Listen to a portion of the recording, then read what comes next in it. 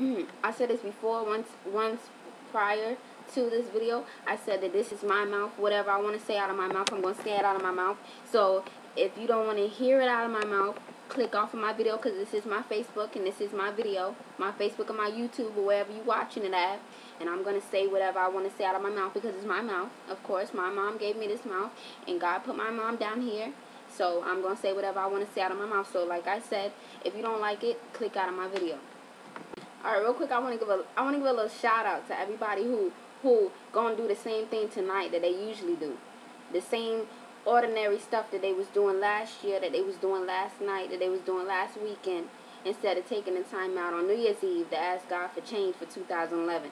You so comfortable with the trials and tribulations that you had this year that you want to take all that baggage over to 2011. I know I don't. That's why I want to give a shout out to everybody who's that brave, who like that perfect, that wants to take all that extra garbage over to the next year.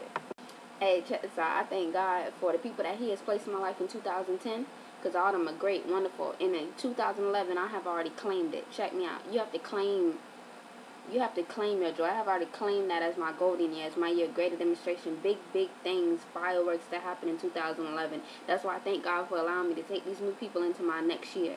Because I feel like when God places people in your life that are going to stay in your life, He places them there to benefit you. Sometimes God places people there that are only meant to be there for a season, and sometimes we let them outlive their season. That's when everything starts to turn like sour. But these people that I'm speaking about, my true friends, my new friends, my old friends, the people that are meant to be in my life because I'm finding like a medium, like the people that I need to be around me, I thank God for them abundantly. And if you don't go into the new year right, your new year ain't never going to be right. If you go into your next year with the same mindset that you had this year, that's how your mindset going to be for the whole year. Don't even try to change it in the middle. That's why right now I'm asking God, please, Lord, change my mindset right now.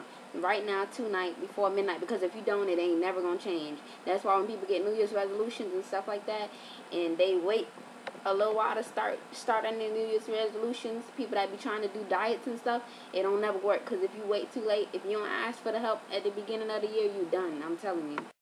I would like to say for my New Year's resolution for my world, I would like my world to stop being so cool. But you can't change stuff that's beyond your control, and variation itself is sin. That's why we have to just make sure that we working on our own self, because variation itself is sin, and we can only gain our own soul salvation. So my New Year's resolution is just to reach out as much as I can, but don't overreach or reach, because variation is sin. It's all in God's hands. So once you place that in God's hands, all you can do is be a prayer warrior, prayer for the people, and do the best that you can do for other people. You can't over worry yourself. Okay, another thing is my other thing for this new year is I hope that all my friends that have the ability, I hope they go to school, because a lot of people are not going to school, and I don't understand that, because when you're young, you have no debt, you have no worries at all, and I just hope that everybody go to school and do that, because it's unlimited. Your opportunity is unlimited. So I hope that everybody does that. Like, whatever you're gonna do, just find your niche and go with your niche, because if you don't, then when you get older, it's gonna be a bad look for you.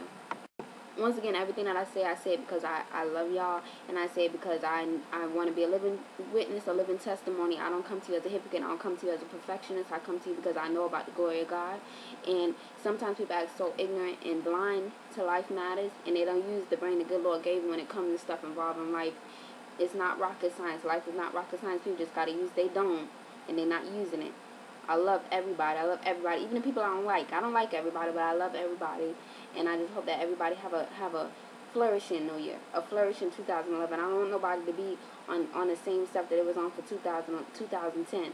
I don't want nobody to be in the same slump, in the same hole, in the same dead end that they was in 2010. I just hope that everybody gets to rise above the occasion in 2011.